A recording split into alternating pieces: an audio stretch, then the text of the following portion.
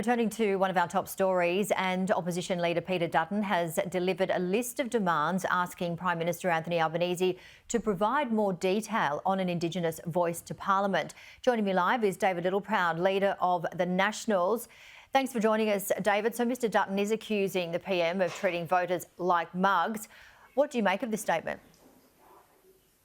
Well, Peter Dutton's right, but the government's been very clear they don't intend to release any further information. They've made that very clear that what they are putting towards the Australian people is that was in the co-design of the Voice report, and that it'll be a representative body.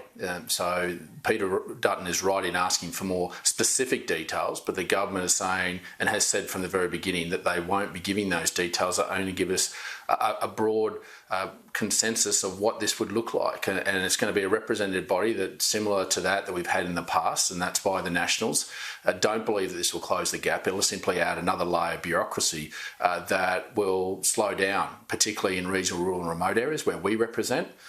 It'll slow down the delivery of services in addressing those challenges, whether it be about domestic violence, education, drug abuse. Those are the types of things that we want to see fixed, and this will not do it. It's just another layer of bureaucracy. So the government is going full throttle at this. Good luck to them. It's their prerogative. They get to make the decisions. But Peter Dutton is right in that the lack of detail will erode confidence in what is being put before the Australian people, in what is a very serious consideration that they'll have to make. Because the Nationals are still opposing the Voice, as you mentioned, the Liberal Party still yet to decide its official position. Interesting to see if they do get more detail, if they are going to oppose this decision. Yeah, look, we'll respect wherever the Liberal Party gets to. We're both independent parties and we come to our own determinations. We look through it from the Nationals through the unique lens of representing regional and remote Indigenous Australians. But can I just say more broadly, there are 227 voices in the current Parliament, not just for Indigenous Australians, but for all Australians. They're called senators and members of the House of Representatives. I take my job seriously as the member for Maranoa to represent not just Indigenous Australians, but all Australians. And it's very important that the Liberal Party are given the time and space to make their determination. But we made ours, predicated on the fact that the Prime Minister was very clear, very open, that the details that have been provided through the co-design Voice report will be ones in which he'll be putting the Australian people, and that's why the Nationals got comfort in being able to get to our decision, despite much criticism by many people saying we jumped the gun. Well, we were the ones that were listening. We were the ones that actually went and consulted and understood what was going to happen, and we're going to get another representative body that we've had before. And particularly for large areas of remote areas, the challenges are unique to those communities, and you should have a designed bespoke model to addressing those challenges to each of those communities. And that means getting Canberra bureaucrats out of Canberra and sitting around town halls and fires in these communities, rather than sending a representative that has to represent hundreds of communities across hundreds of thousands of square kilometres. It just doesn't make sense, and it'll slow down the process. Let's turn to another story on connectivity issues. You're calling for government intervention to extend the universal service guarantee to mobile phones and mandate mobile roaming, with reports of thousands of residents in Queensland at risk of, due to emergencies, to poor mobile phone reception.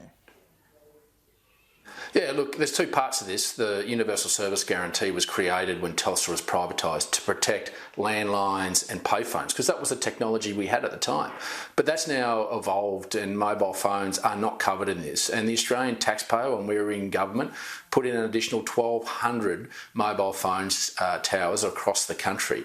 But there is no regulatory burden like there is for landlines and payphones for Telstra, who own the USG, or paid $270 million a year to maintain landlines and payphones, to maintain any of these towers. So it only makes common sense that where there's market failure, particularly in regional remote areas, that you do put regulatory guide rails in to force the owner of the Universal Service Guarantee, who's paid, to go and make sure that those towers are maintained, because they're not at the moment, and they're actually taking a long time to be repaired.